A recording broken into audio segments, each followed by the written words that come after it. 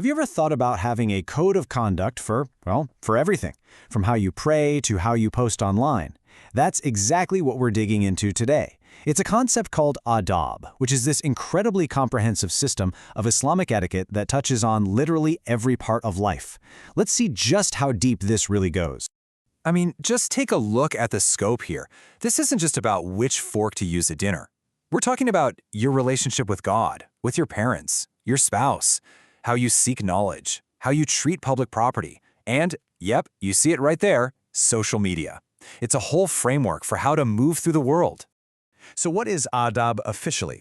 Well, it's defined as the Islamic etiquettes and manners for, you guessed it, all aspects of life. And the key thing here is where it comes from. It's all derived directly from Islam's main sources, the Quran and the Sunnah, which are the teachings and the life example of the Prophet Muhammad. To really understand Adab, you can't start on the outside. You have to go right to the very center, the foundation that everything else is built on.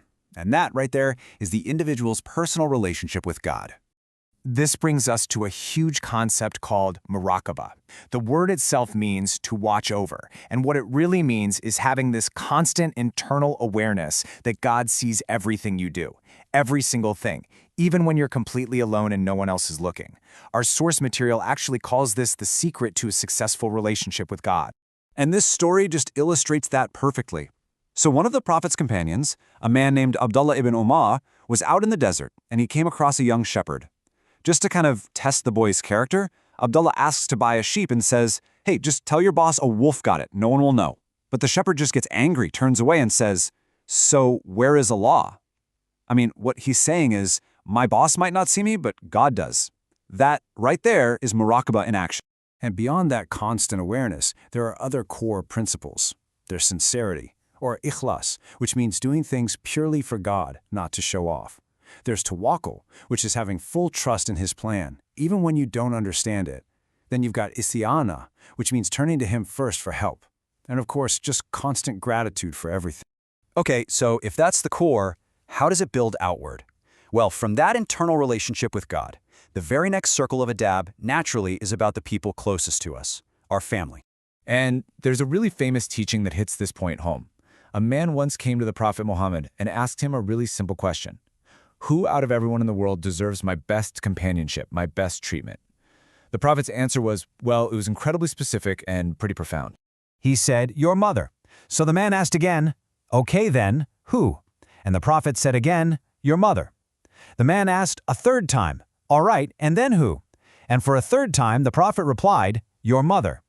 It was only after that third time that he finally said, "Then your father."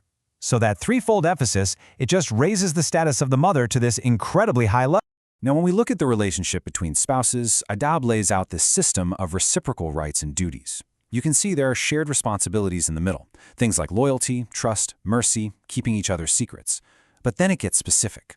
The wife has rights, like financial support and kind treatment, and the husband has rights, like obedience in things that are good and protecting his home. It's all about balance. All right, so we've gone from the self to the family, and now the circles of Adab just keep expanding. The next step is guidance on how to interact with the wider community, with everyone else in public life. And the detail here is just amazing. Adab covers the proper etiquette for social gatherings, for eating and drinking, for visiting people in their homes, how to joke around without being hurtful, and even how to handle public property. It really tries to guide pretty much every social interaction you can think of. Let's get really specific with an example. Say you're going to a place of worship, a masjid. Adab lays out the steps.